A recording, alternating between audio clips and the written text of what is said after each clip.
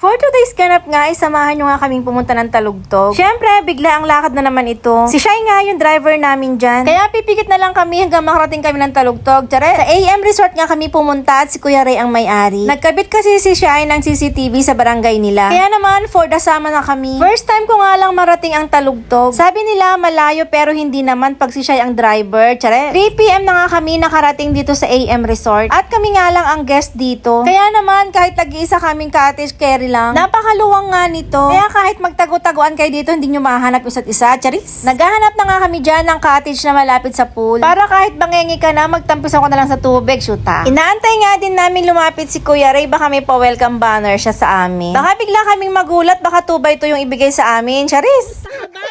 Ganito pa rin. Naku! Dito na oh. Siya po yung may-ari.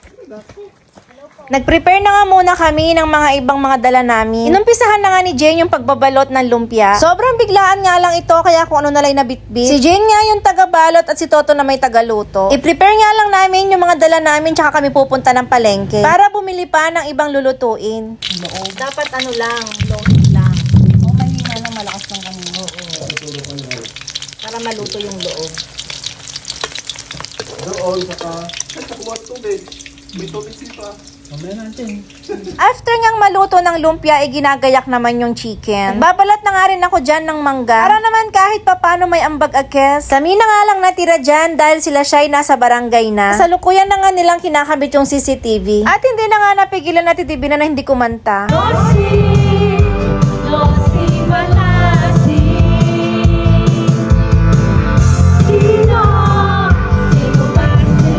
Para sa mga bashers daw yung kantang iyan, charis. At punta na nga kami ng palengke. Magtulak! Magtulak! Ayaw? Palengke ng talugtog. Palengke ng talugtog. Ayun na, mga tilapaptil. Ano talipapa? Siguro yung daan. Kung po ba yung bila ng mga ano yung Hindi. Baka may talbaw. Dito kami sa palengke ng Talugtog. Pwede pa patanggal ng kuko? Bawal maglinis. Bakit bawal? May malinis na po ba? Natinda? Bakit bawal?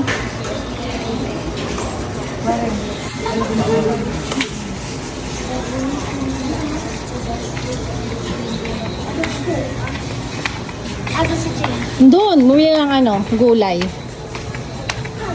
Wala naman tayo mga gamit. Parang lilinis. Ito yung palengke nila. Tanggalan Shota pang 2 kilos. Yan. Bili kami ng paanong Bawal daw manok. maglinis eh. Bakit bawal lang maglinis, kuya? Bawal po eh.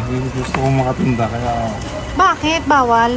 ayun po yung panahon dito sa palengke ko eh. Ay, ganon.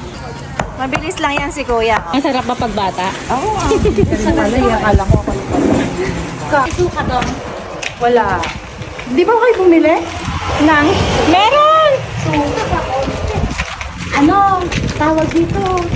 Pang-timpla ng ihaw. Ilang araw tayo doon? Hindi ko alam. Ha? Ilang araw tayo? Sa alam ko pang maraming araw to. Wala kayong baso? Meron na pa. Oo na lang sa pinamili namin.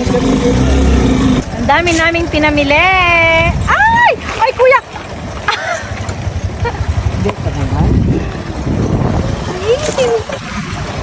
After nga namin sa palengke ay nagmerienda muna kami ng pansit. Bigay nga lang yan ng may-ari. Yung mga bagets naman ay naliligo na. Nung nalaman nga ni Kuya Ray na pupunta kami ay pinalagyan niya ng tubig yung pool. Kaso ang problema ko wala pala akong dalang damit. Kaya naman hihiram na lang ako para naman hindi masayang yung tubig sa pool. Para na din mabasalan ko at makapagwiwi na. Charis! Habang nagluluto nga si Ate Divina kami naman ay nag-fishing. 30,000 na tilapia nga daw yung laman ng fish pond na yan. Kaya naman kahit yung 30 na lang makuha namin. Kahit pang ihaw lang, sobrang enjoy nga mamingwi. Lalo na pag maraming laman yung fish pan. Sorry mga tilapia, gusto lang namin ng inihaw. After nga naming mag-dinner ay nag-swimming na kami. Buti na lang at may extrang damit si Toto. Hiram ko na muna para makapag-swimming lang akes. Inaantay nga namin mapuno yung pang matanda na pool. Pero mukhang 2 araw pa ata bago mapuno, shoota. Sige nga, so atin mo nga. Oh!